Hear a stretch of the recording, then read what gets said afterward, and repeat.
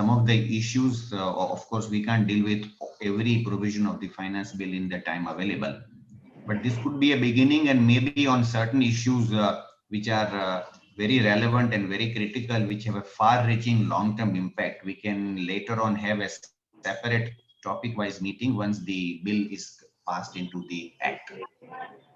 It is one aspect of the bill is noteworthy that out of about 60 changes which have been proposed, as many as 19 changes are applicable to the current financial year.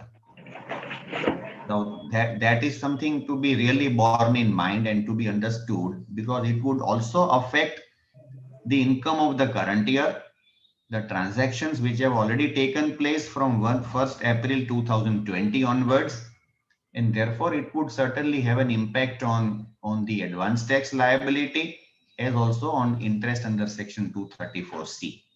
So this is one important aspect of the budget which will have to be kept in view, because the time limit for payment of advance tax is very near now, 15th of March, and one may have to rework the tax liability if some of the amendments which are almost retrospective in nature that really apply to one's case. So with this, I will now first invite Shri Ranjit Lalchandani to take up his topics at this stage and deal with the amendments relating to Provident Fund and the related changes. Ranjit Lalchandani, please, over to you. Good evening, Mr. President. Friends, you all know that the late payment of government dues, especially the EPF, PF, has been a big issue, controversial issue with the department since many years. If I just take you to a little background, Section 224, subsection 10 states that any amount received by an SSE from his employees with relating to contributions of Provident Fund, Superannuation Fund, or any other fund set up with the provisions of the Employee State Insurance, that's ESIC, would be the income of the SSE.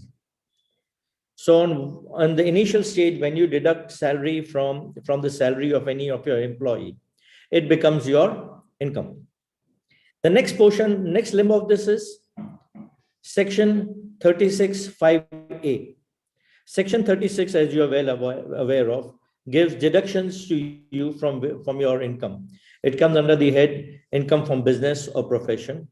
So Section 36 is one of the expense allowing section. Now under this Section 36(5)(a), any amount that has been paid to any of the employees' funds, like the Provident Fund or the ESIC, etc., if these are paid in time, the provision of that section says that it should be paid in time as per the provisions of that act. Let's say if it is PF Act, then PF Act, ESIC, then ESIC, then it would be allowed as a deduction.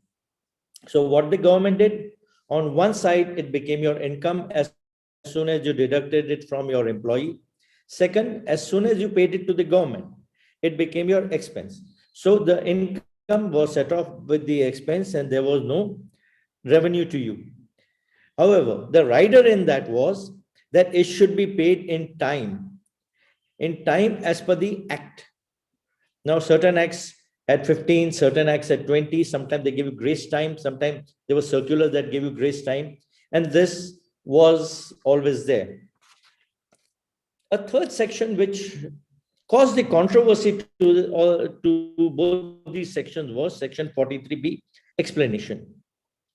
An explanation, you are well aware that under Section 43B, it says that if there is any due payable to the government and you pay it before filing the return of income, this is due to the provision that has been introduced in it, you would get a deduction.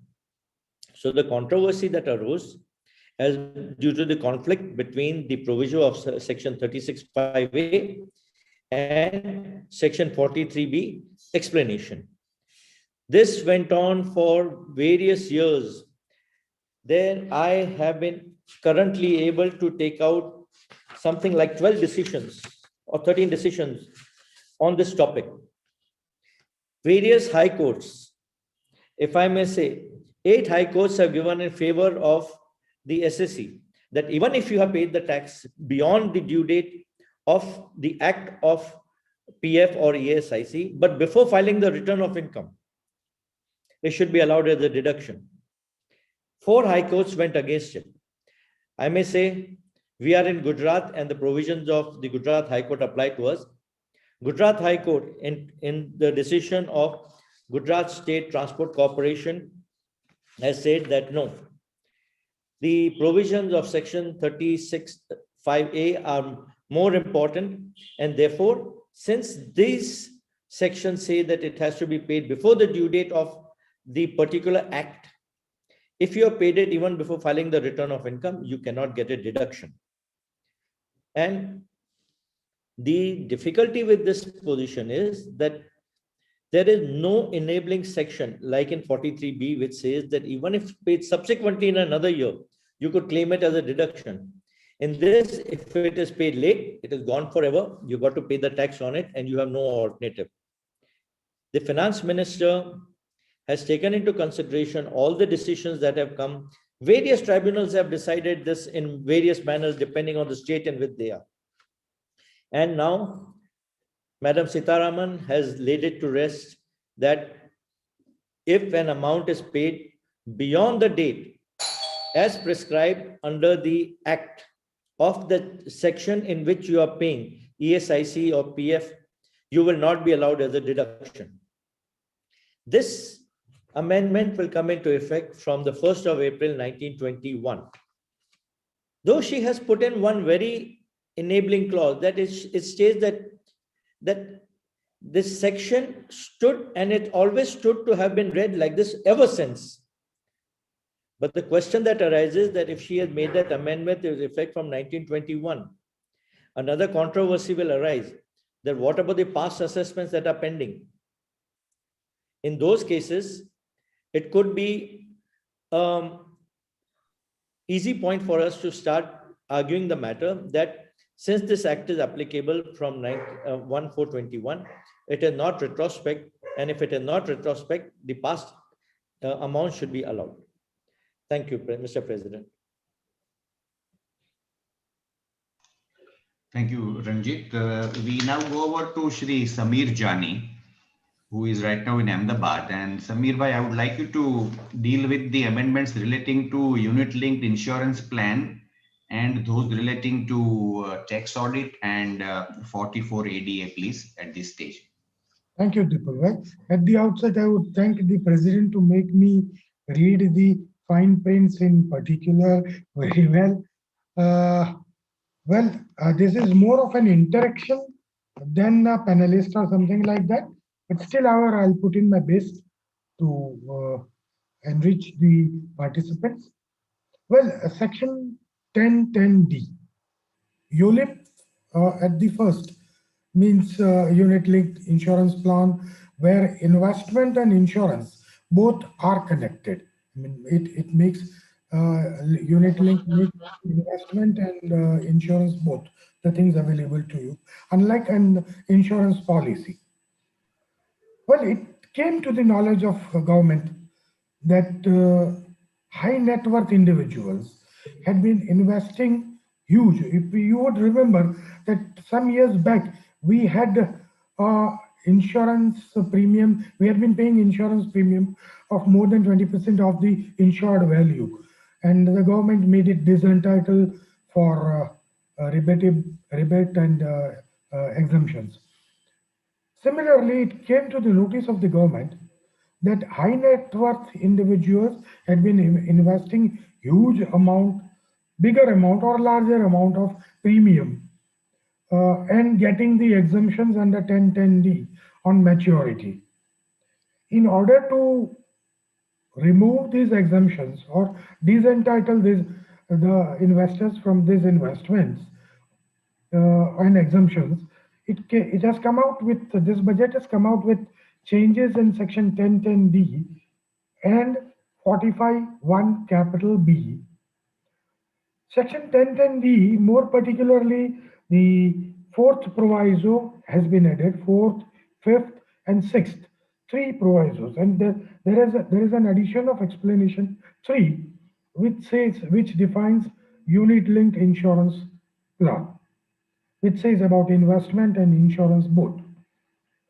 Explanation 4 says about disentitlement for exemption on premiums paid in excess of 2.5 lakh of rupees for that particular previous year. So hang on. Eight second, wait back. Shanti. First question. The fifth proviso, yes, Deepak, anything? Okay.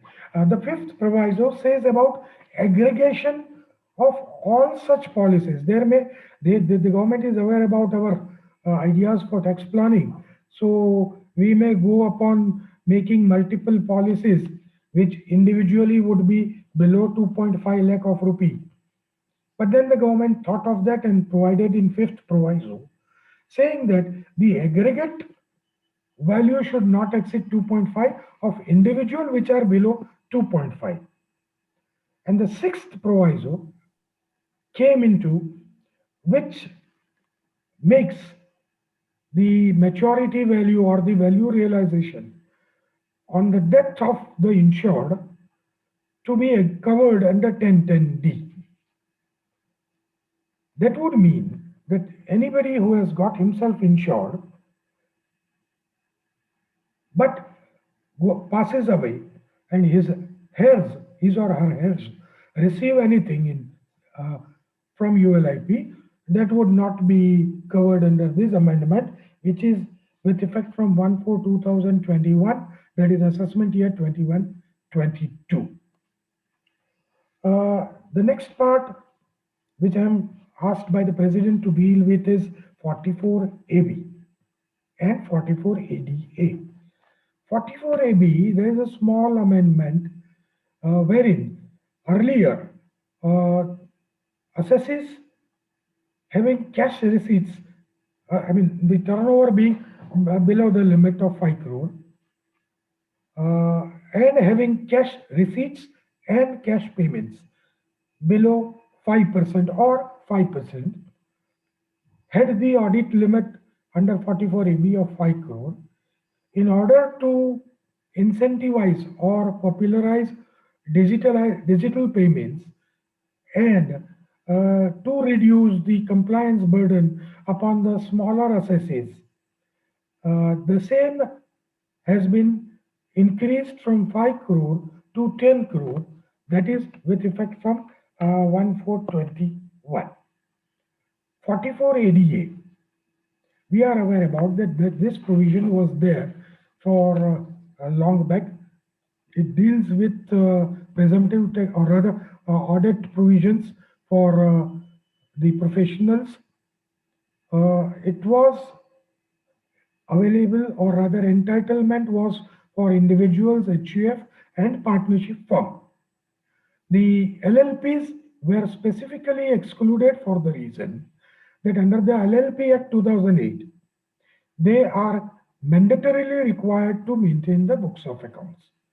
Now, if they are required to maintain the books of accounts, then the question of 44 ADA would not be effective. To make it more specific and clear, the Finance Act has amended Section 44 ADA by specifically excluding LLPs from the benefit of 44 ADA, or the definition of 44 ADA.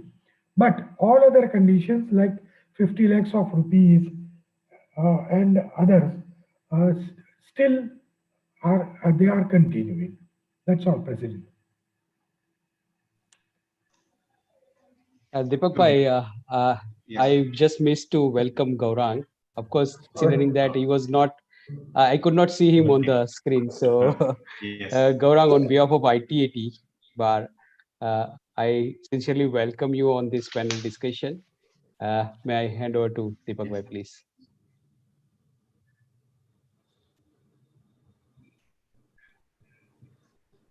Shall I start, Deepak Bhai?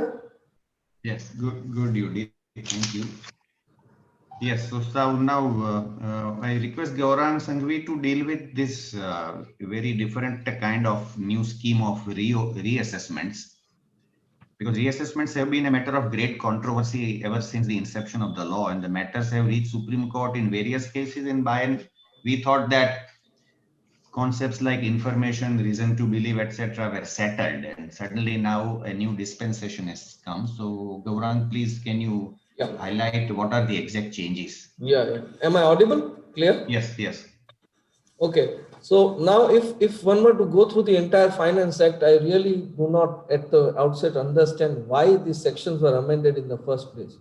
There are lots of amendments made in the Finance Act which were to kind of stop SSCs from misusing the provisions of the Act.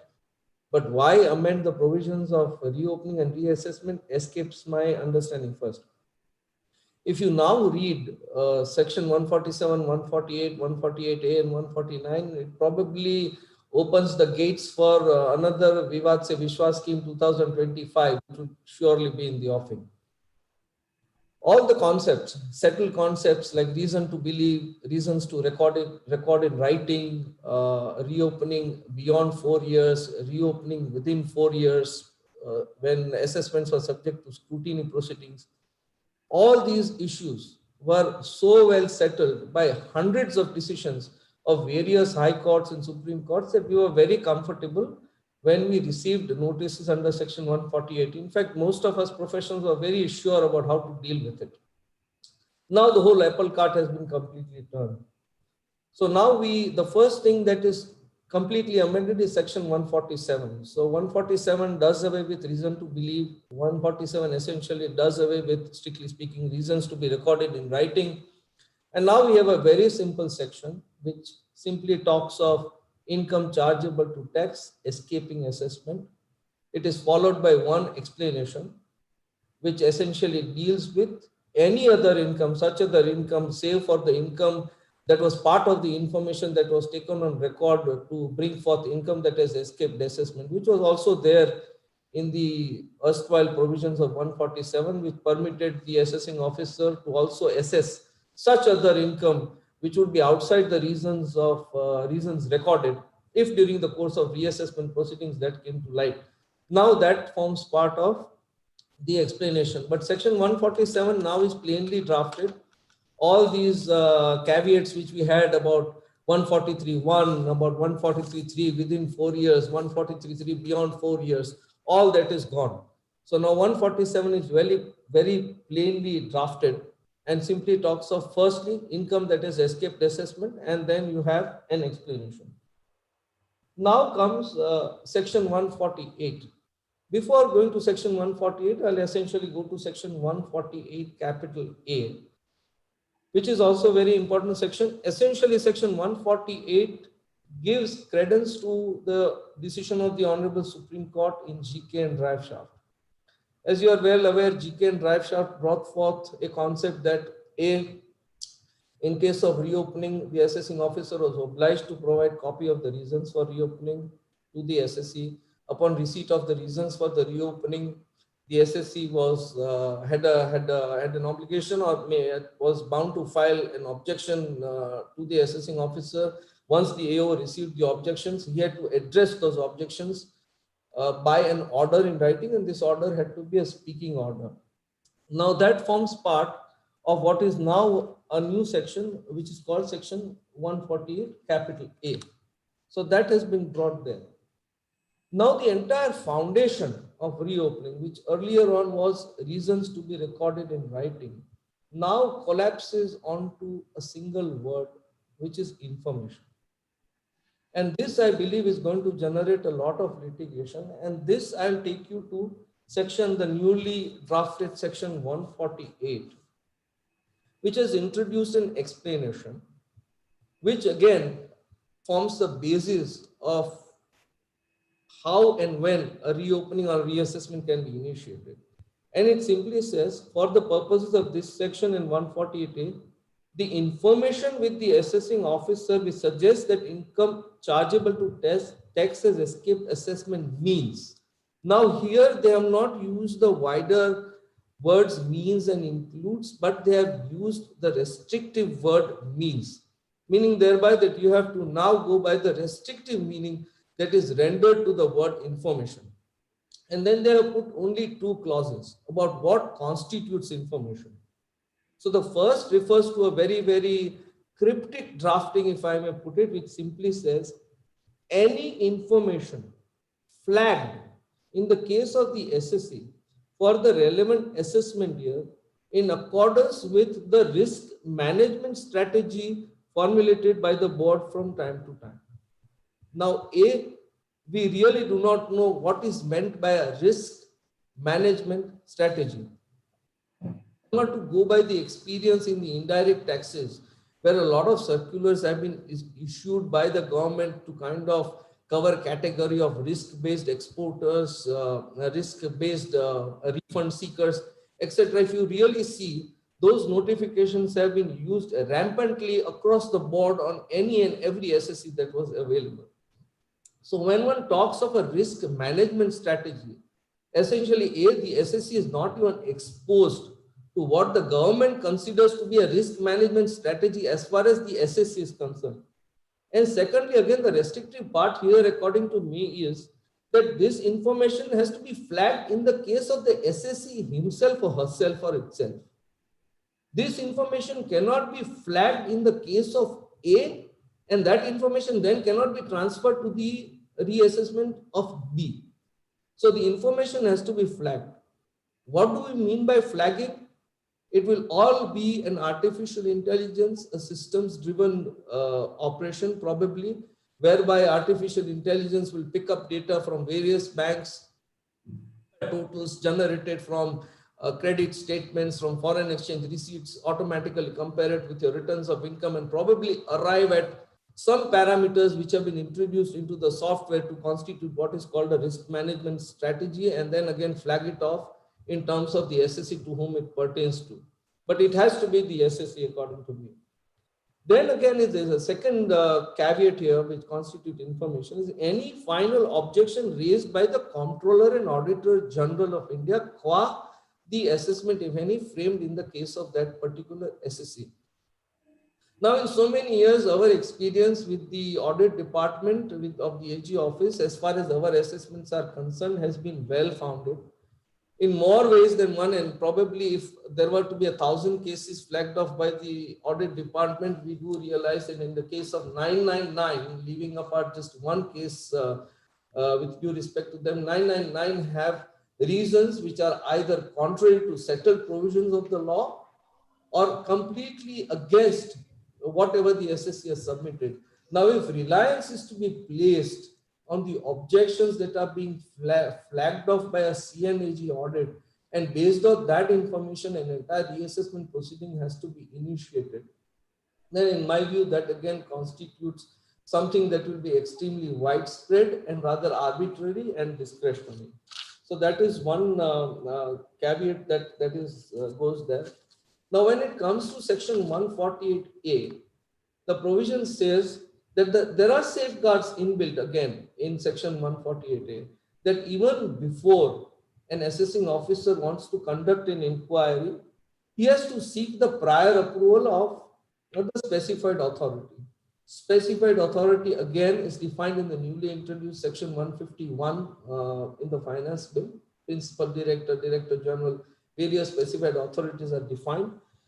So he has to first seek the approval of the specified authority and then move ahead. Now, this approval cannot be sought after he has completed the inquiry and he goes to the specified authority saying that I have conducted an inquiry and according to me, income has escaped assessment. If this be the case, according to me, that would not be sustainable. Prior to the conduct of an inquiry, he must approach with the information on hand to the specified authority, and the specified authority is expected to apply his mind on the information and then grant the approval. We have several cases where high courts have come down very hard on the commissioners, where mechanical approvals have been granted under 148, and courts have struck down those that you can't just mechanically. There have been cases where approvals have been given on the 31st of March at 4 in the afternoon, and by 4:15 or so, the approvals have been granted in rather lengthy orders. And courts have held in our favor that mechanical approvals cannot be granted. Here too, I believe that if approvals are mechanical, then they would be liable to be struck down. Now here too, the process is akin to what was there in GK and drive shafts. So the entire process, once the inquiry is conducted, the assessing officer is supposed to send a notice to the SSE. The SSE is again supposed to respond with his own objections, which again these objections have to be disposed by a speaking order. As in GK and drive shafts, I do believe that here too, once you receive the speaking order addressing your objections, you can challenge those objections by way of writ petition before the Honorable High Court, saying that this is not a speaking order per se and does not address any of my objections. And based on that, again, writ proceedings can be decided in your favor. So this is again one case where writ petition could be permissible. Now, one case here is that what happens if there are time frames prescribed in earlier orders? There were no time frames prescribed within which the assessing officer was expected to address our objections. These were laid down by way of courtesies by CBDT, but they were not statutorily prescribed in the section. Now these timelines are prescribed in the section, that within 30 days of receiving, the assessing officer is expected to dispose of these objections. Now what happens, God forbid, if the AO exceeds the time limit and yet issues the order? My take here would be that if that happens, if that be the case, no reason to alert the assessing officer, as it were. My advice would be, go ahead, complete the entire reassessment proceedings. By that time, the revised time limits under 149 would have expired, and then at a later date, as a matter of jurisdiction, we can certainly take this matter up with the appellate authorities, saying that the time prescribed under the law within which he was supposed to address these objections were not observed, and therefore the entire reassessment proceedings must collapse. Now the caveats that have been provided for protection as far as the use of the word information is concerned does not apply to cases, search cases, survey cases, and cases where material is available with the assessing officer consequent to search. Now, in these three cases, reopening would be deemed to have happened. Now, here, if you observe, there's going to be one area of great mischief. In the earlier provisions of search assessments, there were clear provisions that assessments would abate. Now, here, there is no such provision for abatement of any assessment. So, what happens if there is an ongoing assessment here? There is a search and material comes to the in the hands of the assessing officer. By deeming fiction a reopening notice, so would there be essentially be two assessment proceedings happening, one under a normal 143(3) provision and the other under the new provisions 148? Honorable Supreme Court in several cases has held that two assessments on the same thing cannot go on concurrently. If there is a pending assessment under 143(3), then 148 notices cannot be issued. Probably a similar view could be held here, or maybe in the final bill that passes out, this amendment could probably be addressed. So that is again one caveat that is there. Now in section 149, earlier on the time limits that are prescribed in 149 here have been reduced. So that is at least one small factor that is in favor of the SSC. Time limits have been reduced to 3 years and 10 years. Now, as far as 3 years is concerned, it's the normal time limit. There is no a category of scrutiny assessment proceedings or non-scrutiny or 143(1). No such categories have been prescribed. Strict time limits have been prescribed. And based on information that those time limits would be invoked. But now come to the residual category, the second category of 10 years. And here the provisions are very interesting. Or when can the time limit of 10 years be triggered? And the drafting is very cryptic here too, because it says if 3 years but not more than 10 years have elapsed from the end of the relevant assessment year, unless the AO has in his possession books, accounts, other documents which reveal that the income chargeable to tax represented in the form of an asset which has escaped assessment. Now here, which means that in order to invoke the time limit of 10 years, the AO will first have to identify the asset in which that income that has escaped assessment has been locked. So now let's presume that you have had foreign travel, you have spent 10, 15, 20 lakhs, and that comes to light, maybe 50 lakhs or more than 50 lakhs, because that's a limit prescribed. Let's say 70, 75 lakhs has been spent in cash, and that comes to light. Now that is no longer represented by an asset. So one would then need to go to post facto that at that particular time it was represented by an asset, and which was cash, which has later on been disposed of. So probably there also, I believe a lot of litigation could take place.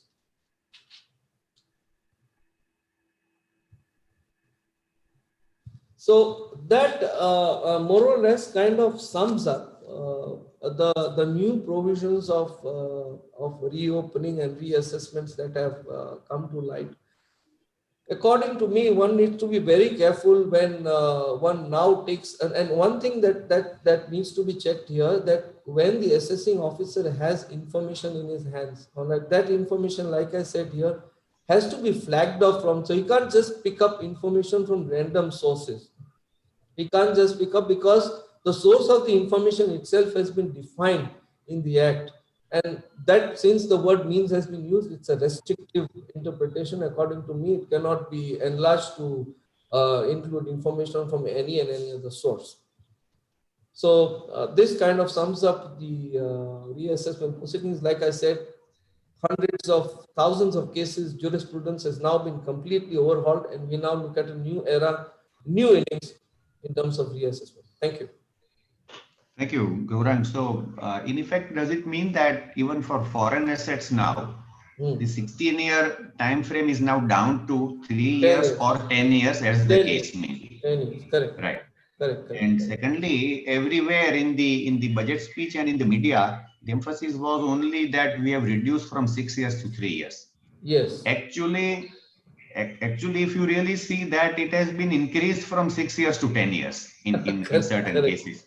So that is one feature we must keep in mind. That is a noteworthy feature. But because it's arbitrary now. The 10 years are arbitrary. Yes. There were a lot of safeguards. Arbitrary, and it appears that it has been made much easier to reopen now, because all the concepts of reason to believe are gone. So only a suggestion is enough. Correct. Suggestion, and we really don't know what could be flagged off, what could be not. So essentially all the, because reason to believe was a very strong bunch of words there, and courts had clearly defined what constitutes reason to believe. Now all that is gone, and could well be a reason to suspect, or even a reason to presume, for instance. Okay. Correct. There could be another feature is that in a search or a survey, if something is found which is beyond the limit, then we have to see, does it, if it applies to a particular year only, supposing 60 lakh worth of Benami purchase is found for a particular year. Yes. Now it would mean that only that year can be reopened and not others where no material was found. But so now that essentially, if you read the sections, it is not very clear. So essentially, I would agree that on a strict interpretation, that should be the case. But the entire guard of the word information is removed for these three cases. So in the case of search survey, the whole guard goes down. So now essentially is a free float section. So yes, we could, but theoretically speaking, and if the assessing officer wants to interpret and apply it to any of the 3 years he wants to reopen, he would go ahead and do it. Correct. Okay, so I'll now deal with two changes. One is section 43 CA and another is section 56. Now, as we know, 43 CA applies to an immovable property in the nature of a stock in trade, not as a capital asset, where if the transfer value is less than the stamp duty value, the stamp duty value will be considered to determine the profits and gains in business or profession. So that is, we knew about it. In the so far, there is a provision that if the stamp duty value is more by 10%, that is, if it is 110% of the documented consideration, then that difference would be ignored for the purpose, and 43 CA would not apply. Now, in view of the pandemic, the government says that we are raising the bar from 10% to 20%, such that which would mean that if there is a documented sale consideration of 1 crore, and if the stamp duty value is 1 crore and 20 lakhs, up to that difference of 20 lakhs, 43 CA would not be invoked, and one can do a document at 1 crore and still get away, although you may have paid stamp duty on 1 crore and 20 lakhs. So that is the value. So far it is okay. Now, the way the proviso has been inserted, there are certain specific conditions which have been placed. First is that this benefit of 20% margin applies only to a residential unit. It does not apply to non-residential unit which are transferred as stock in trade. Secondly, and interestingly, it applies only to those transfers of residential units which are effected from 12th November 2020 until 30th June 2021. Now, one would really like to know as to what is the significance of a particular day of 12th November 1920. I tried to search everywhere, but no import is coming out. So if somebody can help, if it's a minister's birthday or something, then maybe it has some kind of a significance, but it is very strange to correlate it with a particular date. And third condition is that such a transfer should only be by way of a first time allotment of the residential unit. Now, this itself can raise some controversies. What is meant by first time allotment? What if there is no allotment? What if I am not a builder? I am just holding a property, a stock in trade, and I am just selling it to somebody. Then in this case, there is nothing like a scheme of allotment. It is pure buy and sell transaction. Thirdly, there could be cases like an earlier agreement to sell was cancelled. Somebody backed out. The builder did not sell. Now he's selling to me. So is it a second time allotment? So first time allotment, I believe, should be seen with respect to me as the buyer and not with respect to the seller's allotment. So that is something which can be a question which can arise. And thirdly, the documented consideration should not exceed rupees 2 crores. That is another condition.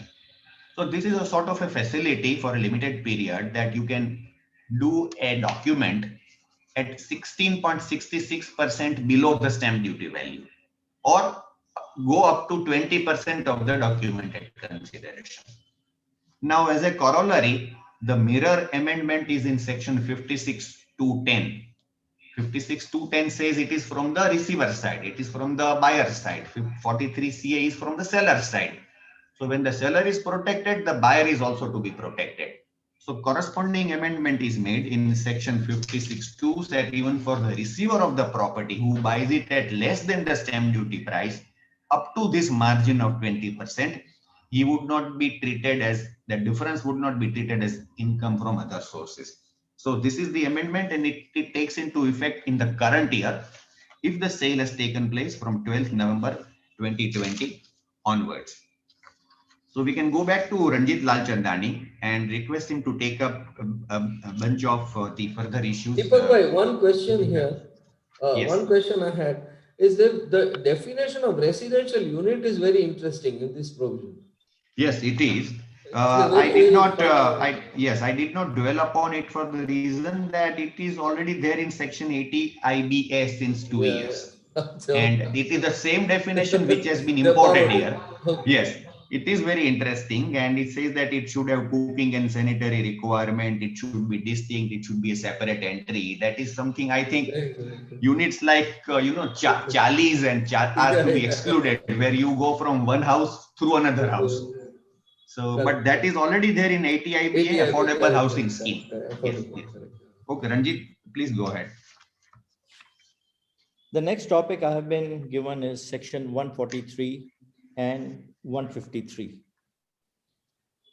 The department over the last few, at least 4 to 5 years, has completely changed the method of doing the scrutiny assessment.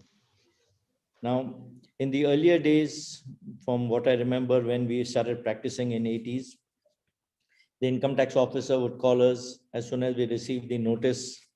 All of us are sitting scared. Oh, I have got a scrutiny notice, and you would go running telling the world that, do you know this officer? Do you know this officer? And can you help me finish up this matter? This is because in those days, up to 1987, 88, all the returns that you filed were under scrutiny. Certain officers used to go and sit and look at every page. I'm sure all of you on the dais today especially have experienced it, wherein certain officer would ask you to sit with the ledger, and he would sit with the cash book, and every entry he would check into the ledger and cash book.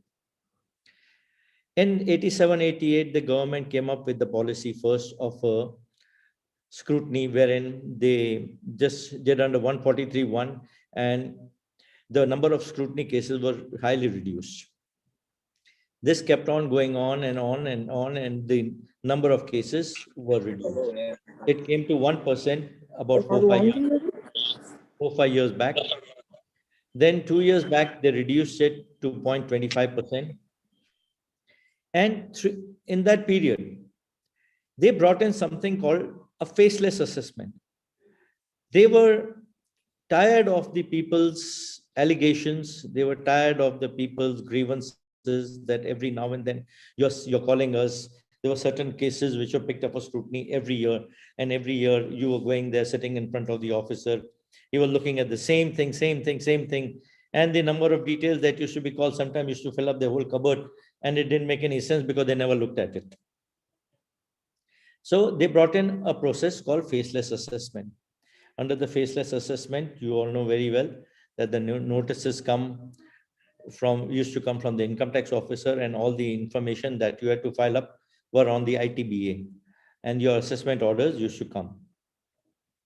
Now, subsequent to that, what in those years, the limit or the time for scrutiny was large. If you take the notices that for 143(1), for the intimation to be received, after you file the return, the time limit was 1 year from the end of the year in which the return is filed. Let's say you file the return by 31st of March 2020, then by 2021, they could issue you an intimation and either accept or not accept your return. The time for issuance of notice under section 143(2), that is the scrutiny notice. It was 4 months from the end of the 6 months from the end of the financial year in which the return is filed. Technically, it would be the December of the following year. Now the government has realized that this is a very long period. So they have reduced that period to 3 months. The third was assessments under section 143 or 144.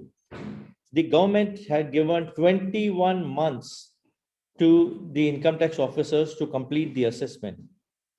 They finally realized that all the information that they have is available on the computer. They are using artificial intelligence for everything. And now this has been reduced to 9 months. This is the major amendment that has been made in the time for the scrutiny and the 143(1) and the 143(2) notices. Along with this, there are many people who don't file the returns.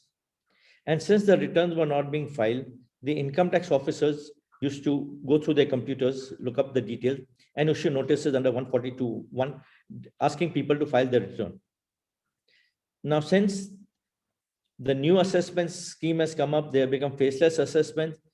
National e-assessment wing has become separate from the other wing, which is like the back office of the income tax department.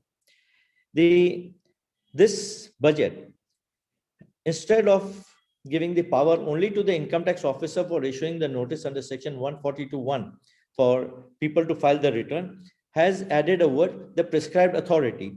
So the government realizes that it would have a separate team which looks at the people who are non-filers and asks them to file the returns of income.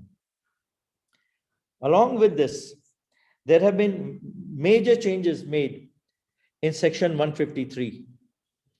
You all know very well that the provisions of section 153 are related to search proceedings.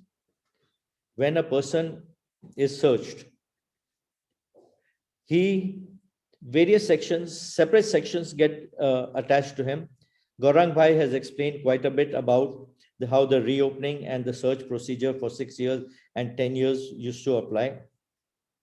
Now what the government has done, that since they have already amended section 148, which was very well dealt with by Gaurang Bhai, they said that why do we require a separate section for person whose information is available during the raid?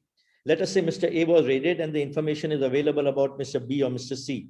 This can be easily flagged in the computer. And if once it is flagged in the computer, I need not have a separate section for assessing him.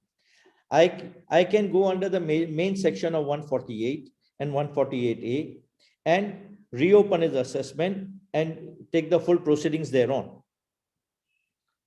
Even in section 148, they have made an amendment wherein they have said that when there is a search and seizure operation done on any person, the information will deem to have been available to the income tax officer. So a separate, though permission would not be required from the principal commissioner, though technical permission may be taken from him just to complete the procedure. Now, these were the main reasons for the main amendments in section 153C. They have removed 153C A and 153D.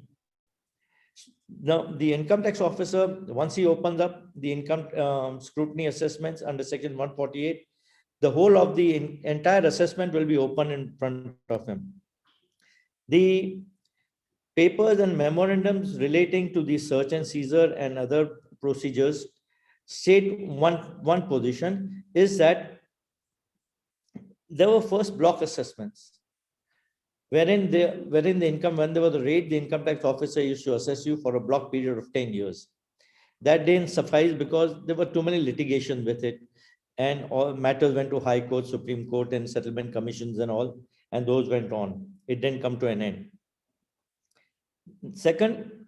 This second procedure which came up, 153C, 153A, B, CA, B, and all of these could easily be covered under section 148. Therefore, the government has merged both the sections, and the sections will not apply for any raid that are conducted after 1st of April 2021.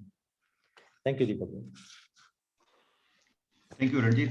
Samir Bhai, can I request you to deal with the changes with respect to section 139, the filing of the returns of income, and there are changes with respect to the dates and the time limit available. Can you please deal with them? Sure. Thank you. Thank you, Deepak Bhai.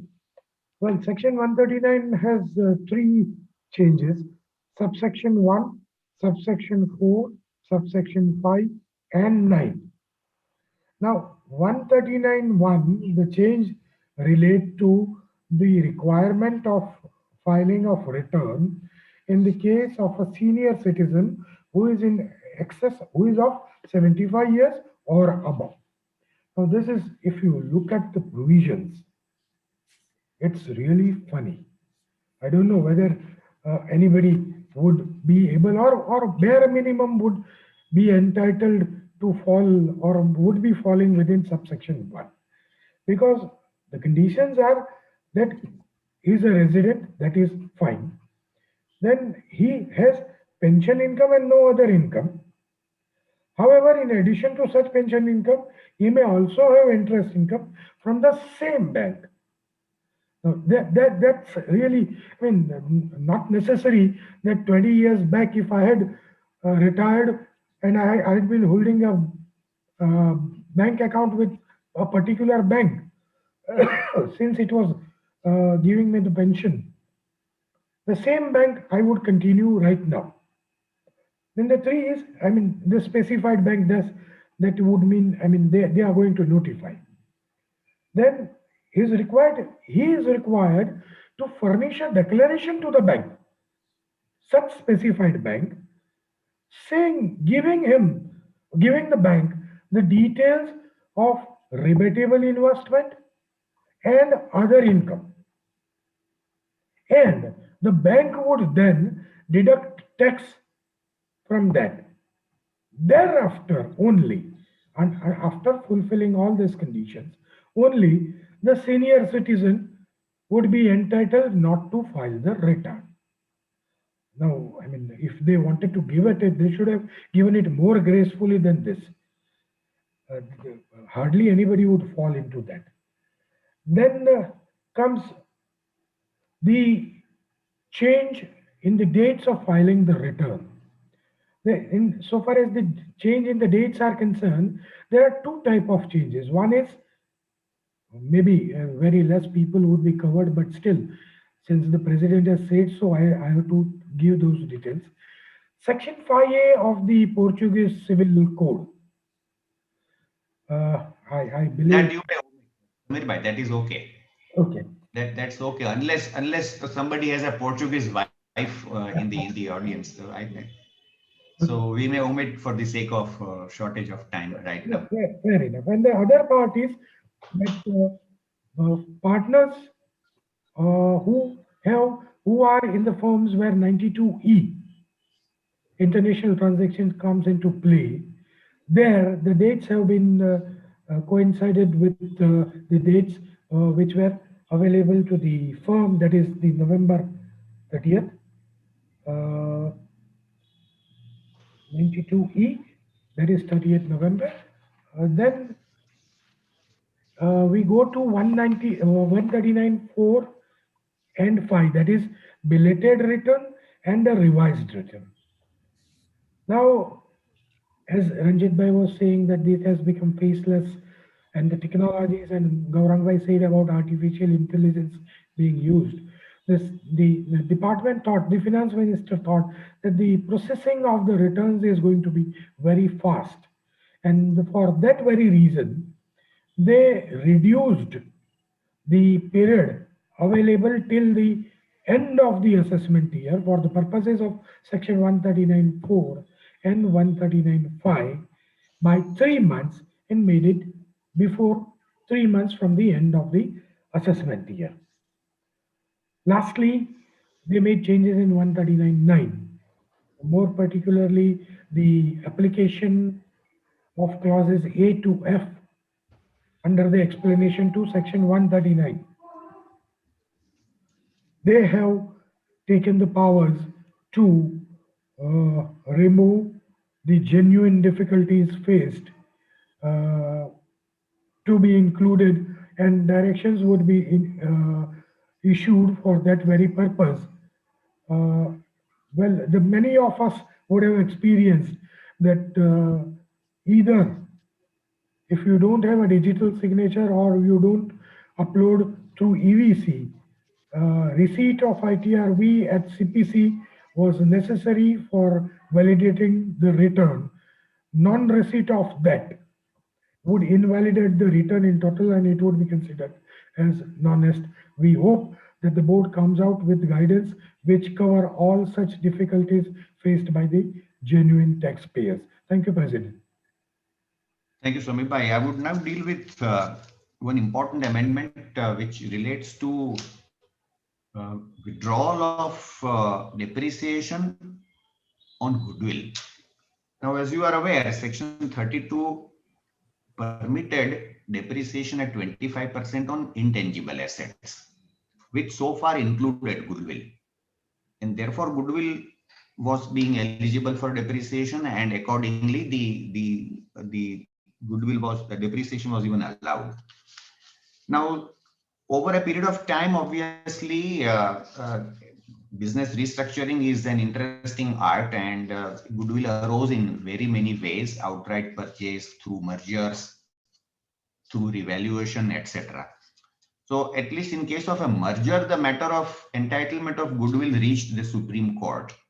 And the court said in the case of Smith Securities that goodwill arising on amalgamation would be eligible for depreciation. It is essentially a difference between the consideration price and the value of the assets taken over of the amalgamating company. Now, that was obviously not liked by the department, and we have seen that in many cases of goodwill of such kind, the department at the stage of first one or two appeals does not accept goodwill as eligible for depreciation. But now the amendment has brought in its sweep all kinds of goodwills. So the controversy was with respect to whether a goodwill by book entry or amalgamation was a real goodwill or not. But now it is sought to exclude every kind of goodwill from the ambit of eligibility for depreciation under section 32. So even a purchased goodwill, something which is specifically paid only for purchase of an acquisition of goodwill, will also not be eligible for depreciation. So this is taking the case law, the Supreme Court decision to a next level, and this is entitling all goodwills, which will certainly affect past transactions as well as future transactions, because now business reorganizations, mergers, acquisitions, etc. internationally are very common even in our countries. And people do buy running businesses, even by a slump sale, people buy for an excess consideration over the net assets value. So in all these cases, the amendment will impact the deal as well as the tax liability. Now, secondly, what is worse is that this has been applied into the current financial year. So even concluded transactions will be affected by denial of depreciation on goodwill which has already been paid for.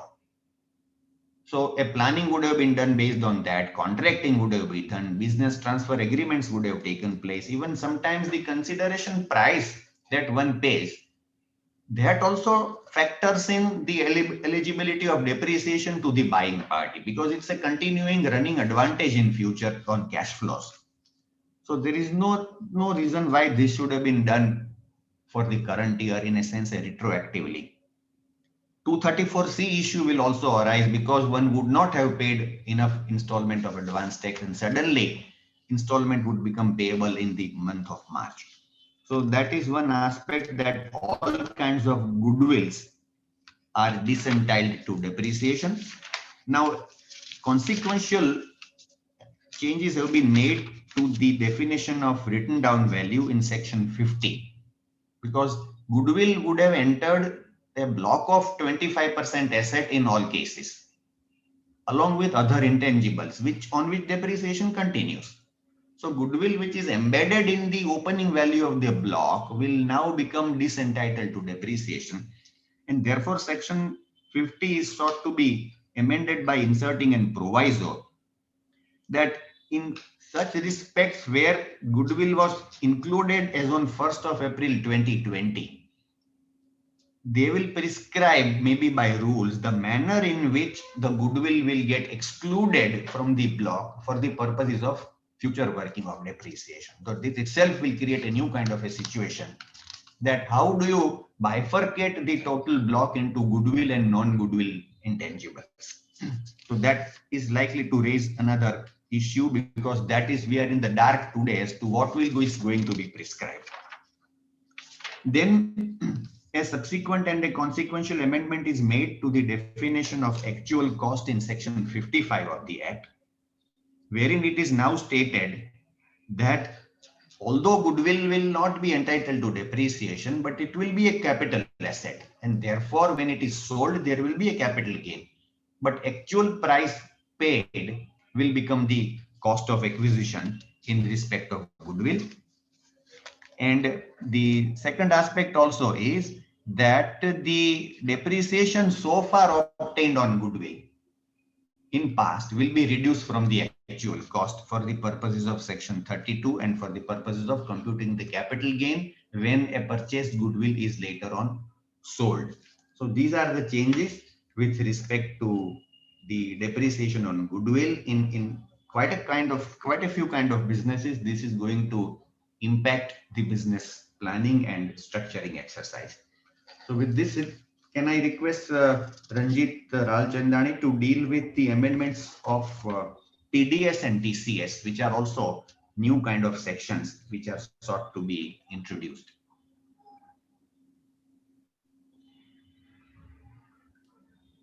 The finance minister has made three important changes in the TDS. One relates to the payment for purchase of goods, and other two are amendments that she has brought in so that people who do not file the returns in time are penalized by paying higher TDS. Now, first I shall deal with the section which relates to the deduction of tax from a buyer. My friends, you are well aware that in the last year, amendment was introduced in the section under whereby that whenever a person sells goods, he shall make a TCS of 0.1%, which was later on reduced to 0.075% in the COVID period, on the sales value. This amount was to be deposited with the bank, with the government. Now, a consequential change has been made that the seller had to do, not the buyer. What the government says that, okay, that if this today, if you are buying from somebody and your turnover is more than 10 crores, and the person with whom you're buying goods from, turnover with that person is more than 50 lakhs, then you shall deduct tax at 0.1% of the turnover. They have made this amendment is coming into effect from the 1st of July 2021, and it shall now who shall deduct this tax?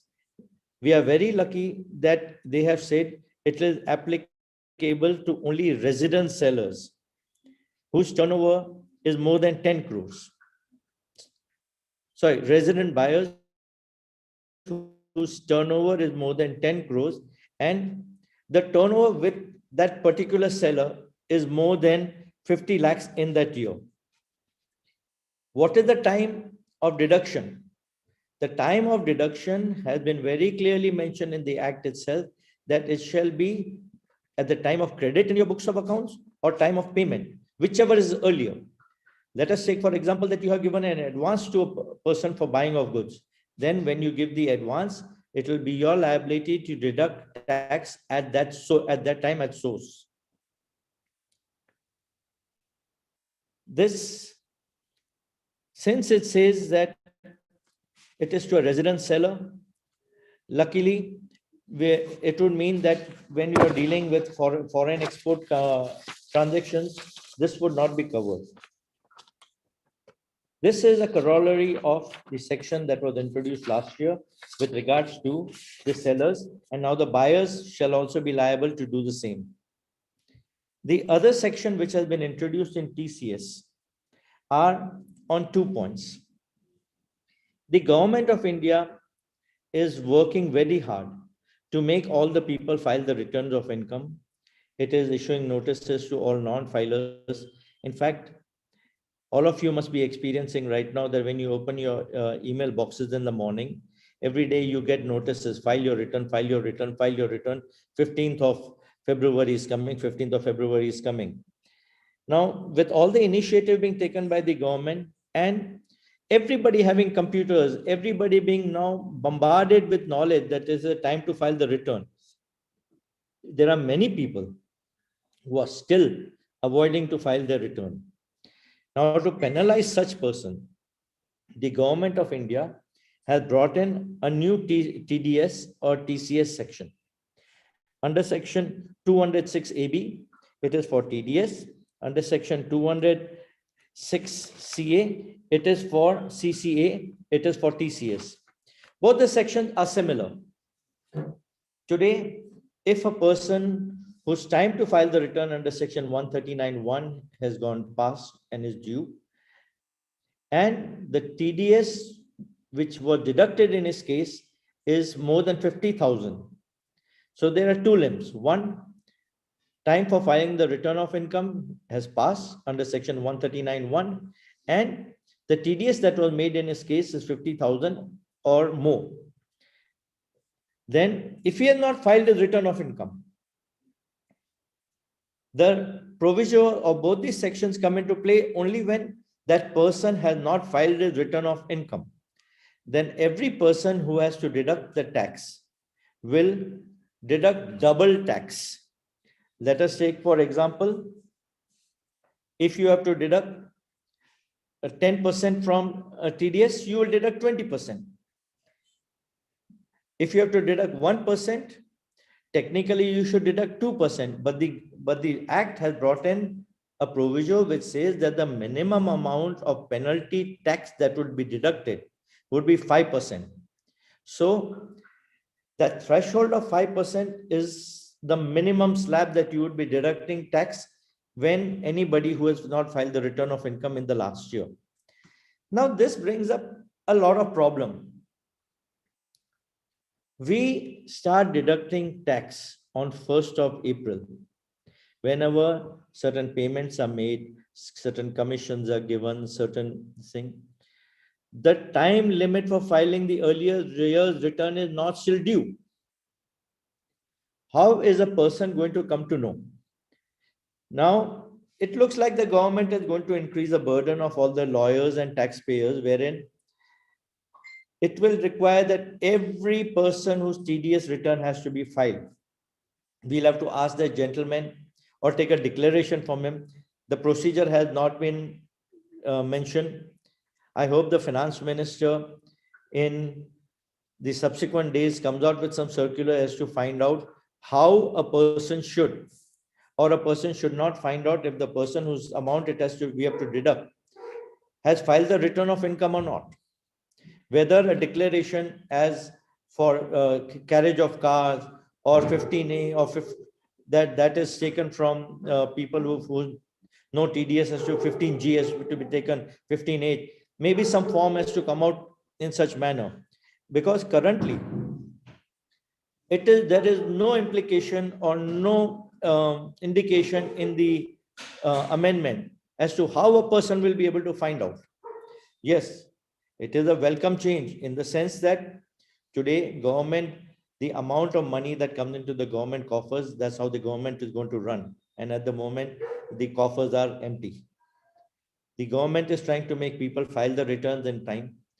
But for the taxpayers, it is going to be a very burdensome experience to get the details, get and file the returns of TDS from all the persons whom it has to deduct tax from.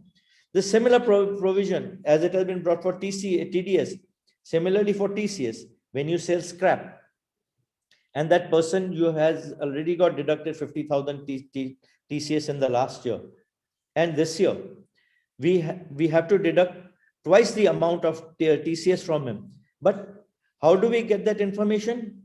That I hope the government comes out with some clarification. Thank you, Deepak. Thank you. I may have to rope in Sri Saurabh Soparkar at this stage if others do.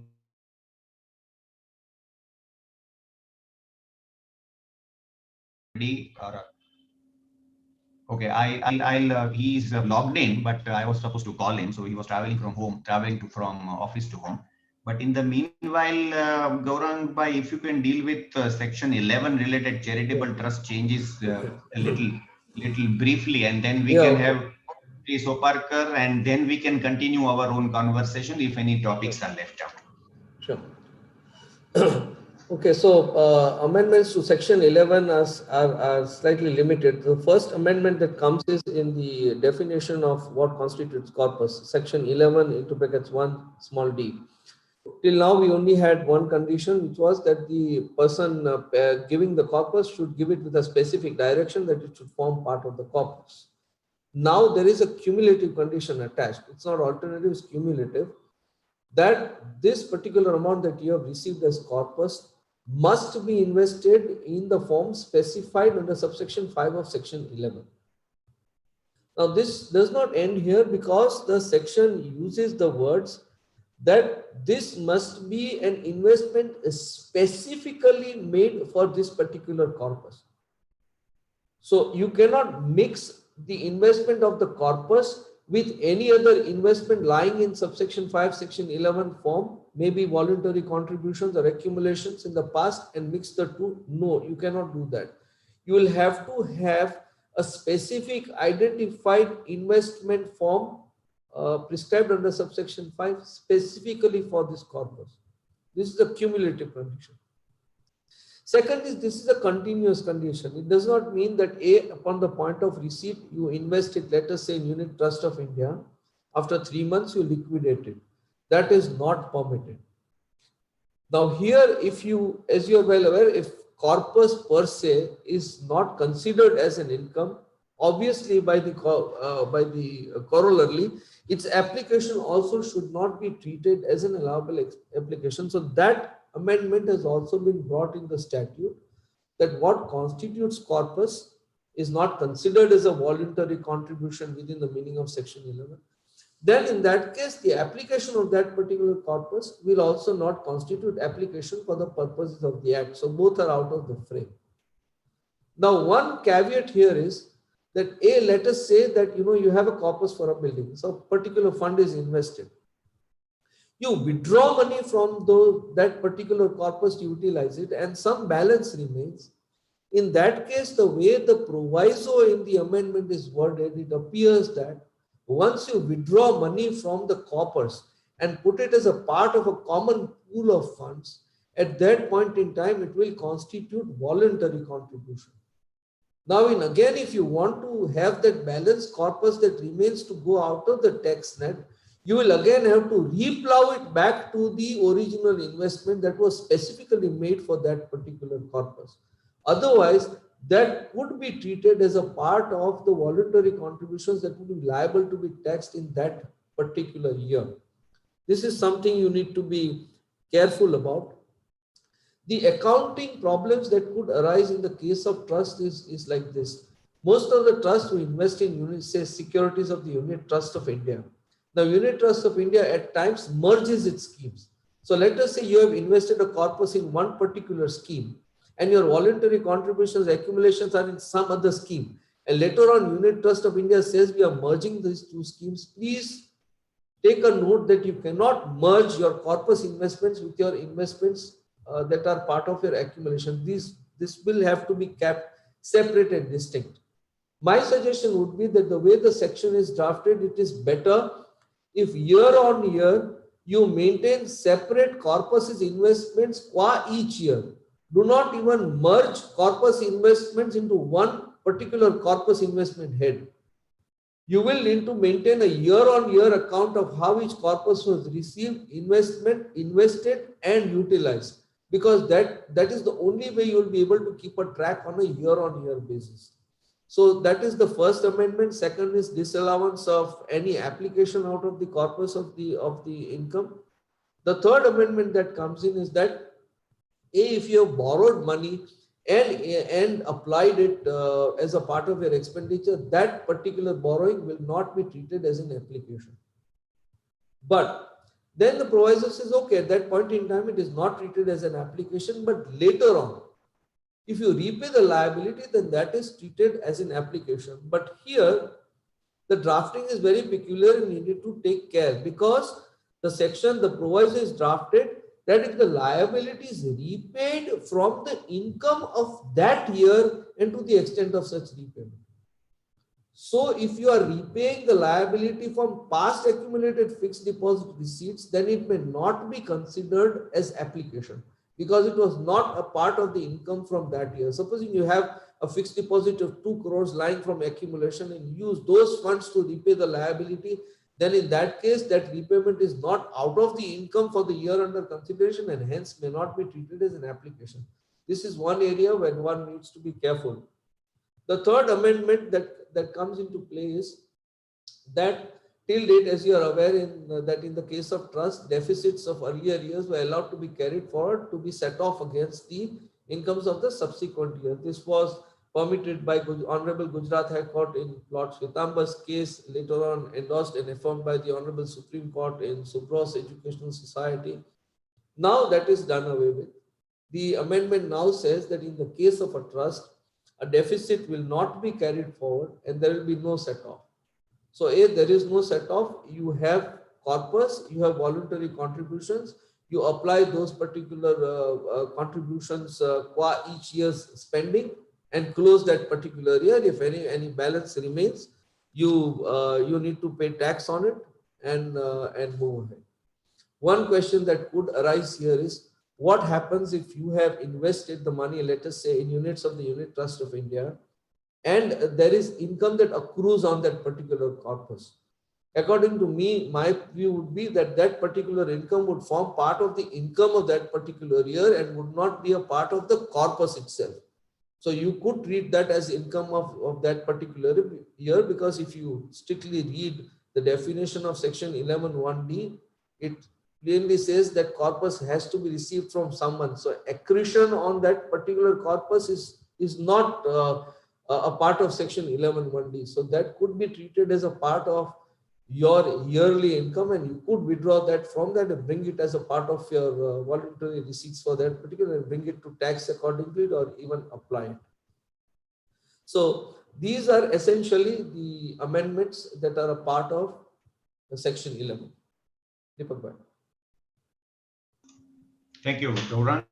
Before Shri Soparkar joins in, he is about to join. In the meanwhile, we can ask Samir Bhai to take up your share of two issues of 194P, the new section, and the amendment to 234C, interest related. Can you please take that up?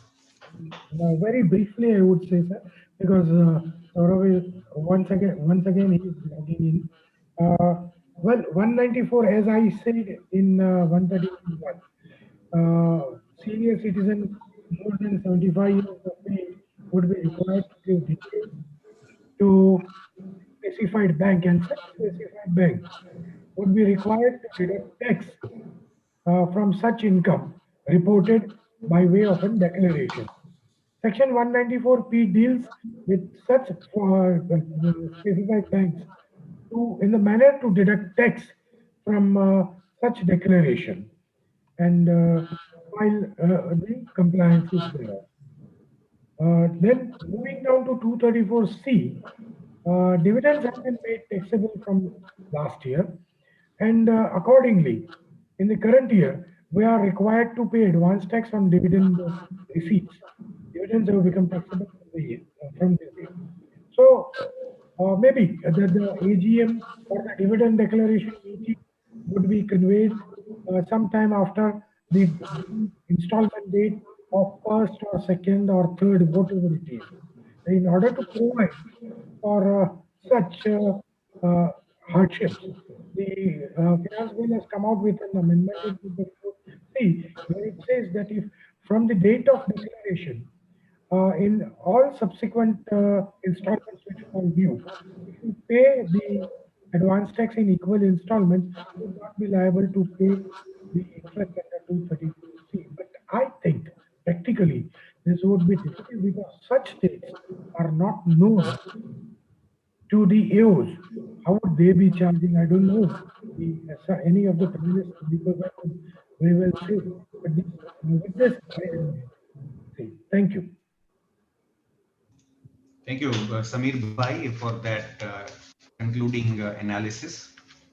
So we are now happy to welcome amongst us our senior advocate of Gujarat High Court, Sri Saurabh Soparkar. Saurabh, thank you very much for accepting our invitation for the Rajkot Bar at such after office hours also, and it shows your continued association with us and affection for our bar. We requested Saurabh Bhai to deal with certain controversies and specific typical issues which are of far-reaching importance and conceptual changes in the finance bill, because that is where his wide experience of dealing with litigation at various forums would be of guidance to our members. So, Saurabh bhai, welcome and thank you, and please proceed. Thank you, Deepak. And I'm happy to be here as a part of this gathering, which is being addressed by four distinguished faculties, friends of mine, Deepak, Gaurang, Samir Bhai, Ranjit Bhai. I'm happy that the module that you have selected makes the task of speakers easier because everyone is given a particular slot on which he or she would appropriately deliberate.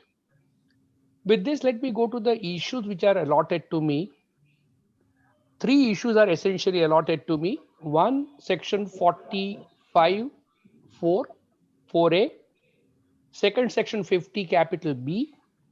And third, the judicial, quasi-judicial forum, namely tribunal, settlement commission, etc. Let me therefore go to the first issue first. What is the amendment?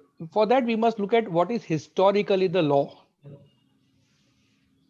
Historically, the law has been that when a firm is dissolved, capital asset distributed amongst the partners would be regarded as if the firm has transferred those capital assets to the partners, and the transaction would be exigible to capital gains tax. And because the firm may not charge anything because it is in relation to the outstanding capital balance, the law says that the fair market value on the date of dissolution is deemed to be the consideration received by the firm. So far, so good. A connected problem is whether the dissolution would also include retirement, and therefore, if a partner gets an asset, capital asset on retirement, would this case be covered or not? High courts have taken a view. I would tend to agree that even a retirement is covered under section 55(4). However, the Supreme Court had taken a view in the case of Mohanlal Pamabai 165 ITR 166 that insofar as a partner is concerned, when the firm is dissolved or when he walks out of the firm, what he receives from the firm is what is due to him at the foot of the account from the from the firm, and therefore he is getting what is due to him, and because he is getting what is due to him, there is no obligation to pay capital gains tax. Now, the revenue wanted to tax this transaction whereby the partner is getting a capital asset without paying any tax. Let me, before I go to the issue proper, cover up couple of minor issues over here. One, this provision applied only to firm. Whether it would also apply to EOP or BOI could have been a matter of controversy. The first proposed amendment is this would apply not only to firm but also to firm, EOP and BOI. Second, as I said, dissolution is expressly included.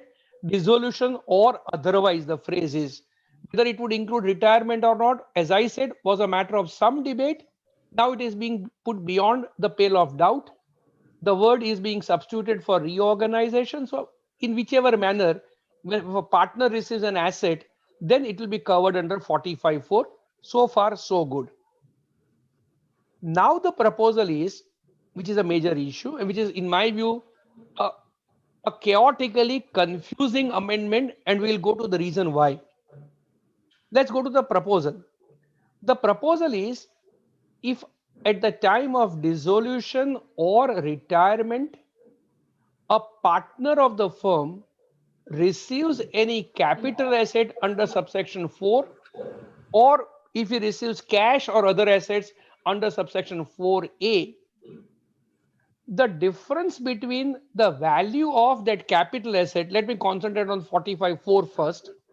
Difference between the value of the capital asset, which is the fair market value on the date of dissolution or retirement, and the capital balance to the credit of the partner would be exigible to tax.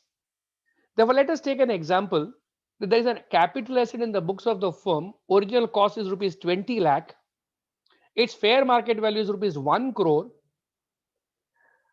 The capital balance to the account of the partner is rupees 50 lakh. If that partner is being given this capital asset, because to the his credit capital balance is rupees 50 lakh, and because he's getting capital asset of rupees 1 crore, the differential amount of rupees 50 lakh is taxable. Amendment goes a step forward. Suppose to his capital account, the balance includes his share of goodwill or any other intangible which is not paid for, then that would have to be excluded for the purpose of this difference. Therefore, let us assume out of rupees 50 lakh, rupees 20 lakh is the partner's share of goodwill credited to his account. Then rupees 50 lakh will be brought down to rupees 30 lakh, and difference between rupees 1 crore and 30 lakh would be taxable. You would assume that this is a simple provision. Why do I say it's chaotically confusing? I'm saying it is chaotically confusing for a very simple reason. I all the while said that it is taxable, but I did not say it is taxable in whose hand. The proposal is that this difference is taxable not in the hand of partner. He still will not have to pay tax. The difference is taxable in the hand of the partnership firm. So take the example that I took. The asset is worth rupees 1 crore. The capital balance of the partner without share of goodwill is rupees 30 lakh. On 70 lakh, the partnership firm will pay tax. Let us assume that the cost of the capital asset in the hand of the firm is rupees 20 lakh. I'll assume 20 lakh is index cost. Then what happens to the difference between rupees 1 crore and 20 lakh? Would that transaction again be taxable? Please mark 45(4) old is now sought to be put an end to. So if that is the view that the partnership firm will not have to pay tax on that side of the transaction, whereby the firm realizes for the capital asset more than the cost, then the transaction being tax free, the second leg of transaction may not be really a problem. In this manner, a firm may be able to transfer a capital asset of which there is a huge increase in the value, or the market value is much higher than the cost, by just handing over to the partner against his capital balance, in which even neither party will pay tax if the capital balance is equivalent to fair market value. But that is not what the legislature wants. Therefore, they have now said, in addition to this, how would they address the problem of this double taxation? Because if under the old scheme, difference between 1 crore and 20 lakh would be taxable in the hand of firm. Under the new scheme, difference between rupees 1 crore and 30 lakh would be taxable again in the hand of the same firm. So the same SSC for the same transaction cannot be called upon to pay tax twice over, one for transfer of asset and second for receipt of the asset by the firm, by the partner. So they say we are going to come up with a kind of a scheme for the purpose of explaining how this will apply. I wonder how you would really be able to come up with any scheme. Either you will have to say one of the legs of the transaction is not taxable. Probably, as the language stands now, the old leg of the transaction, difference between the market value of asset going out and its original cost, may not be taxable at all. Old principle of Sunil Siddharth, etc. would apply because it's a distribution of asset on retirement or dissolution. If they want to keep it taxable, they will have to somehow or other get rid of this double taxation. The simple solution to the whole problem could have been, they could have said that the difference is taxable in the hand of partner. Then the firm pays tax on the difference between 1 crore and 20 lakh. Partner pays tax on the difference between 1 crore and 30 lakh. Firm pays it because firm is selling or transferring asset at a higher value. Partner pays it because against his capital balance, he has received a higher value. Whether it is morally justified or not is a separate issue. But if you would have put the burden of taxation on two different parties, probably this kind of chaotic confusion would not have arisen. But that is not the proposal, and therefore this is going to be, in my view, a seriously problematic area. 45(4)(a) may not really be a problem because section 45(4) deals with transfer of a capital asset, which might have a difference between market value and the cost. 45(4)(a) says other asset and cash. Now, in a given case, in case of, let's say, a builder, where the asset is a stock in trade, land, building, etc., Section 45(4) may not apply when the when the land and building are being given. Under 45(4)(a), it will be other asset. Same problem will arise, whether on the difference between the market value of the asset and the original cost, the tax would have to be paid by the builder under Section 28 as a business income, as also under Section 45(4)(a) as and for on behalf of a partner. This is going to be a confusing issue. Therefore, I would believe that Section 45(4), irrespective of the reason as to why it is brought in, is going to be a ticklish problem. The second issue that I am requested to deal with is Section 50B. Again, we need to have little historical background. Now, when you transfer a capital asset, ordinarily it is exigible to capital gains tax. Supreme Court, however, said that in case of Srinivas Shetty, that unless you have a capital asset of which both cost of acquisition and consideration are known, you cannot tax it. Now, when an SSE transfers a running business, you may be able to know cost of an individual item of the business, but you do not know the cost of the business as a whole, because undertaking is an item independent of individual components of the undertaking, and therefore undertaking was not capital gain on transfer of undertaking was not taxable. Supreme Court had taken a view in the case of Punjab National Bank or PNB. In order to get away from that principle, Section 50B is introduced and a fiction is created that if you transfer an undertaking, the book value of the undertaking subject to block adjustment is deemed to be the cost, and therefore now that you know the cost, the difference is taxable. The problem then arose was this: slum sale under Section 242C was defined as sale of an undertaking. Now people started misusing this provision or using it to their advantage. If I were to sell, let's say, running business to a company for rupees 5 crore, I have the consideration of 5 crore, cost is known to me, and therefore the question of paying capital gain tax would arise under Section 50B. Instead of sale, what people started doing was they would exchange the business against another capital asset. In this example that I took, business would be transferred not for cash of rupees 5 crore, but against shares worth rupees 5 crore. I might sell away the shares on the very next day and get rupees 5 crore. But otherwise, insofar as the transaction on paper is concerned, it is not a sale for a consideration. The argument was slum sale includes only a sale, and because it only includes sale, Section 50B will not apply. If Section 50B will not apply, the same old argument of Srinivas Shetty that there is no way you can find out the cost of acquisition of a running business which is exchanged will again be available to you, and therefore nobody has to pay tax.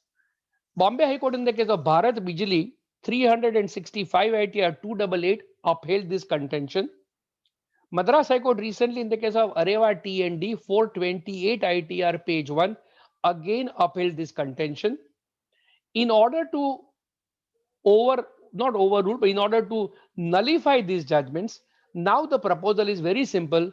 The definition of slum sale is being amended so as to include not only a case of sale, but also a case of exchange. And therefore, now in case of slum exchange also, you would have to pay tax under Section 50 capital B. The amendment comes into force again from assessment at 2021-22, which would mean transaction between 1st April 2020 till 31st March 2021 would also stand covered. That takes me to the third major amendment and the last one, but this is a very, very major issue. Couple of years back, we found that government came up with the faceless assessment scheme. Last year, government introduced faceless appeal scheme. Faceless assessment scheme has already come into force. There have been assessments. According to one figure that I read, about 35,000 cases have been disposed of out of more than 1 lakh of cases. So far, so good. CIT appeal, the scheme is notified only recently. The things have not really started in full swing.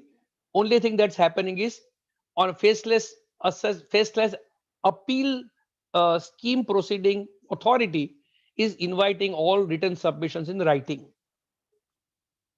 This shows complete distrust of the government on original officers as also appellate officers. This continued distrust is this year reflected in further changes whereby all quasi judicial authorities are now sought to be either disbanded or significantly amended. Let's first go to the Settlement Commission. The Honorable Finance Minister presents budget on the floor of the Parliament on 1st February 2021, and she says, on and from today, Settlement Commission is brought to an end. Now, please see, we are still at the bill stage. Bill may or may not be converted into act with or without full amendments. And yet, the Settlement Commission is told to stop working from then and there itself. So no more Settlement Commission. No more fresh application. What about the pending application? So far as pending applications are concerned, SSC has an option. What is the option? In place of Settlement Commission, in order to complete or conclude pending matters only, as I said, no new matters. In order to complete pending matters, interim boards are being created.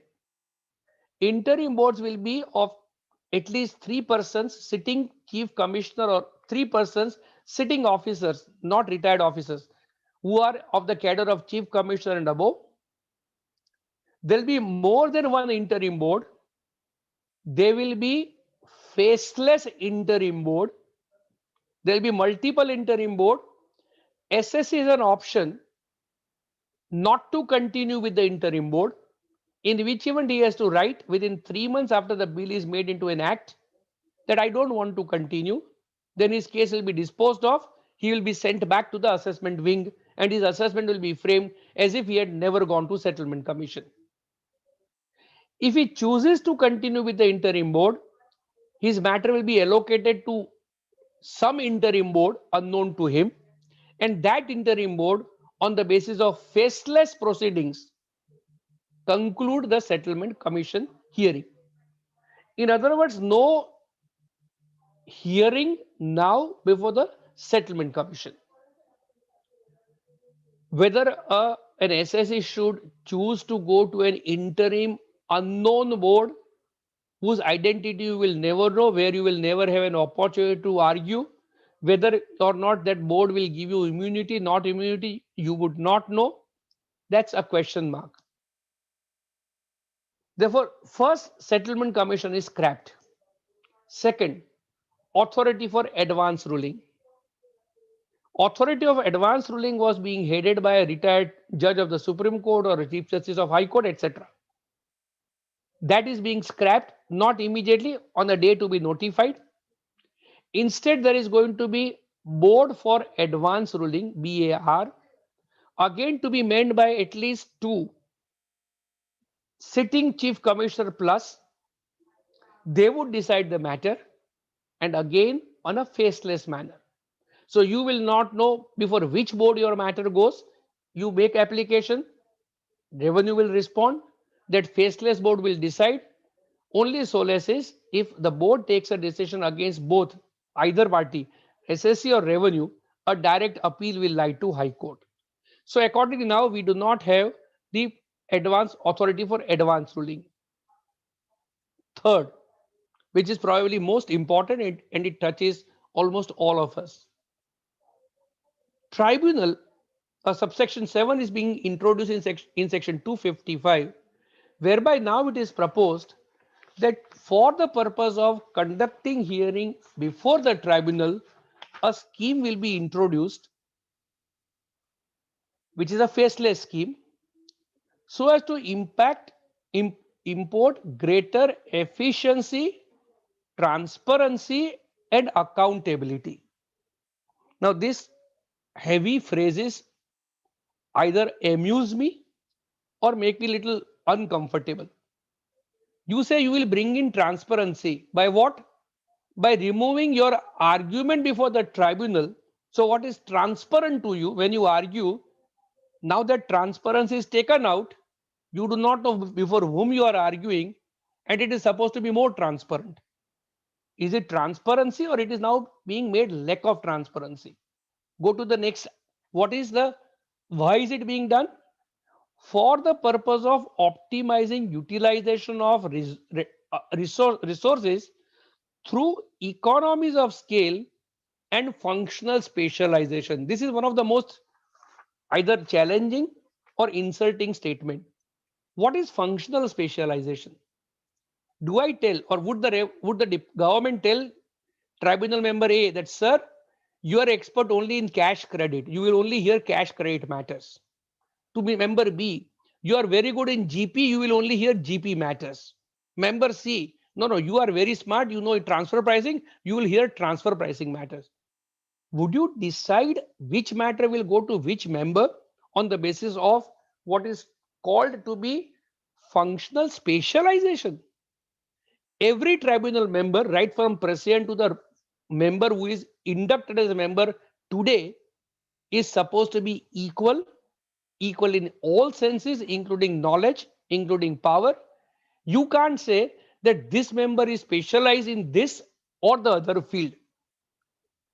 What is most important is tribunal members are not under the control of Ministry of Finance. These are members who are appointed by Ministry of Law. They are accountable to that ministry. And to say that we will therefore govern, we will decide as to how the members will function, to my mind is completely beyond their jurisdiction. We will come to know exactly how they want to achieve this only when we will have the scheme of that faceless appeal. But what they are saying is that we are introducing it for the purpose of cost being reduced from the SS's point of view. I would not know how cost would be reduced. Bringing in transparency and disposal of appeal, which I have already dealt with. And third, even distribution of work in different benches. Saying that if some benches have got too much work and some benches have too little work, we will then equalize it. Sir, you can always transfer the members from one bench to another. You can always shift the bench from one station to another. For that, you do not have to put everything in a non-transparent manner. Please also appreciate assessment is faceless, CITFL is faceless. If tribunal would be faceless, the first time you will have an opportunity to argue would be when the matter goes to High Court. How many matters go to High Court? I don't think more than 2% of the matters can go to High Court, because only matter involving a substantial question of law will go to High Court. So all factual matters, irrespective of the scale, irrespective of complication, how do you expect them to be decided by written arguments and written notes? And if you are not to give opportunity of hearing in every matter, to my mind, the scheme is likely to be a matter of serious concern. This is one area where I believe something needs to be done, either by way of representation or, if necessary, by challenging in the court of law. Finally, there is going to be a dispute resolution committee. The Honorable Finance Minister always brings some amendments which are good for the purpose of gallery, including thumping on the benches by the members of the parliament. They hardly really contribute anything, like the provision which was discussed that a senior pensioner above 75 years may not have to file return of income. It's going to be impossible, like this. Now, this dispute resolution committee will take up whose cases?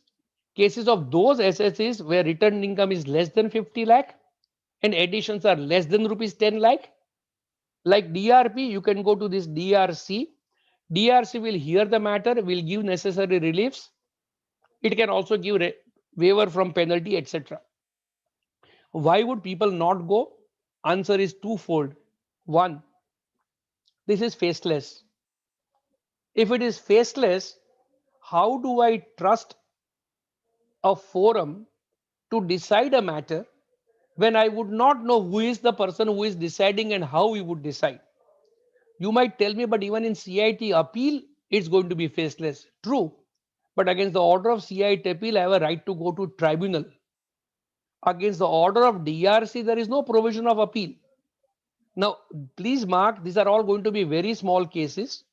So, and addition is going to be maximum 10 lakh of rupees. Therefore, tax effect is at max going to be rupees 3 lakh. So if you lose in the proceeding before the DRC, only option is go to High Court. Which small SSE where the tax take is less than rupees 3 lakh can afford to go to High Court? And therefore, he is at the mercy of the DRC. If you get relief, good. If you don't get relief, be happy. Why would someone go to DRC in such a situation? I would therefore believe this is also going to be almost a non-starter. Therefore, my overall view of the budget is, yes, it might have certainly some good features, but on the issue that we discussed, I have my own doubt as to whether the things are likely to turn out to be to any advantage to the SSC. With this, let me thank all of you for giving me a patient hearing for about 20-25 minutes. I have dealt with the topics which were allotted to me. And with this, I will, so far as I am concerned, the show is over. Oh, thank you, Saurabh, for the usual erudite analysis from a much broader and deeper perspective.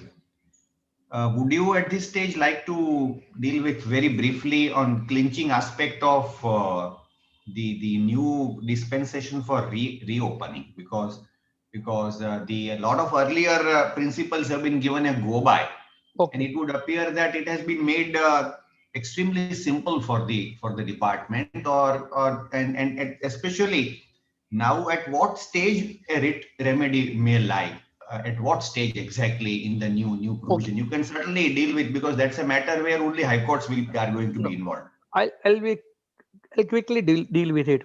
You are right. Section 148 is now made extremely simple. But I must also tell to the credit of the government that it is not as if it is giving a completely unfettered power to the assessing officer to reopen. I'm sure it must have been discussed over here. Reopening is possible only if there is information. Yes. Information is possible only from two sources. One, on the basis of the criteria of the CBDT or on the basis of C&AG report. Only if you have information, the assessing officer can reopen. Even before reopening, assessing officer has to undertake 5-step program. Step number 1, he has to process the information, look into the correctness of the information. If he finds it is viable information, correct information, step number 2, he has to issue notice to the assessee, call upon the assessee to give explanation. Step number 3, assessee will have right to give explanation. For that, SSC will get at least 7 days notice, not more than 30 days notice, unless it is extended. Step number 4, assessing officer would be then required to process information and the explanation given by the SSC. Step number 5, thereafter he will have to pass an order in writing holding as to why he is of the opinion that the case is required to be reopened. Therefore, unlike the present situation where case is reopened unknown to the SSC without even consulting SSC, pursuant to GK and drive shaft, now after the case is reopened, SSC is given an opportunity to dispute reopening. Our experience has always been that in a very, very rare case, objection filed are accepted, otherwise reopening goes forward. Unlike that, here, before the case is reopened, SSC is given a hearing. SSC's hearing is then taken into consideration. Go a step forward. Why do I say it is a little more positive? Now, thereafter, assessing officer will issue notice under section 148. But when he issues notice under section 148, along with the notice, he will also have to furnish or attach the order passed by him as to why he wants to reopen the assessment, the fifth step order. Therefore, if that order is based on completely incorrect facts or such that no reasonable person would take a view that case income has escaped assessment or is wholly without jurisdiction. For example, now ordinarily reopening is only up to 3 years. The explanation given by the SSC clearly shows that transaction pertains to 5-year-old period. You would have a right to file a writ petition. Therefore, answering your query, when can you go to High Court? Once you receive notice under Section 148, to which you will be attached Section 148A order, I would believe you would have right to go to High Court. Therefore, yes, life is made simpler for the revenue, but at the same time, it is also made little more certain for the SSC. You do not have to grope in darkness for the purpose of finding out what is it that is weighing with the assessing officer for deciding reopening. You know for a fact, you are told so, and only thereafter case is reopened. The only exception of not giving notice to you is in 4 situations I'm sure somebody would have dealt with, where your case is subjected to search, second survey, third at the end of someone else's search, money, bullion, jewelry, valuable article or thing of the SSC are found, or when at the end of someone else's search, your books of account or document are found. Barring those 4 situations where reopening is automatic for a period of 3 years, in every other case, this procedure would be followed, which I believe is, from that perspective, a welcome procedure. But there is a whole old law of reason to believe failure of the SSC, all have now gone. Yes. Okay, thank you. Now we don't have time for questions by everyone, but if any panelist has any specific issue for discussion, please raise it at this stage. Otherwise, we come to an end of our session. It's been nearly 2 hours. Anything for special mention with Saurabh Bhai for anyone? Kalpesh, you had something to ask earlier. I think he has cleared my doubts, so he has covered up the. Okay, of course. Gaurang, anything on reassessment? Saurabh, a quick question was with regard to this definition of information that they have put in the act now, keeping only 2 sources. Now, in the case of 148, can we file a writ saying that the information on which the reopening is being processed is not in accordance with those 2 categories that have been prescribed? Is it possible to do that? Answer is yes, but I would not suggest that you do it at that stage. When you are given a notice whereby you are called upon to file objection, you can point out that, sir, what you are looking at is not information. Therefore, this is beyond your power. You can't reopen. If he, in spite of this, based on that information, upholds his decision for reopening, you would then certainly have a right to say that, sir, he has proceeded on a non-existing information. Therefore, his decision is vitiated. Okay. Thank you. Thank you. Okay, my supplementary was that explanation 1 now makes a specific definition of what constitutes information. It says means. It's an exhaustive definition. It's not an inclusive definition. Correct. So only it says information flagged in the case of the SSC. So now we had all those penny stock cases and lot of other cases where information was gathered on a global scale in an omnibus manner, which did not relate to any specific SSC. Deepak, what so would now happen? Does this mean that we have very restricted right of reopening because of this? We do not have what is it that is going to come within their parameters. See, this is as per their parameters. We would not have today the definition. My understanding is, in case of penny stock, the moment somebody is searched, whosoever's names are found in that search details, all cases get popped up. That is their parameter.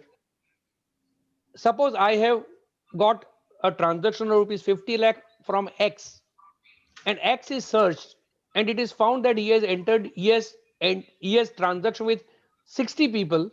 All 60 cases will be automatically be popping up under that mechanism. Therefore, in absence of their sharing with us the parameters, we would not know, at least today. I'm sure they might make it known to the public at large, and then we'll come to know exactly where it goes or doesn't go. Okay, anything else? Anyone? Okay, thank you, Saurabh. That was Thank you, sir. I'll very take nice your of you to have encroached upon No, no, your my domestic time. my pleasure, sir. Thank you, thank you. Mehul Ranpara to please cast vote of thanks for the association. Thank you, Deepak Bhai. Respected Saurabh Bhai, Deepak Bhai, Samir Bhai, Ranjit Bhai, and Gaurang Bhai. It was indeed a very interesting and thought-provoking discussion.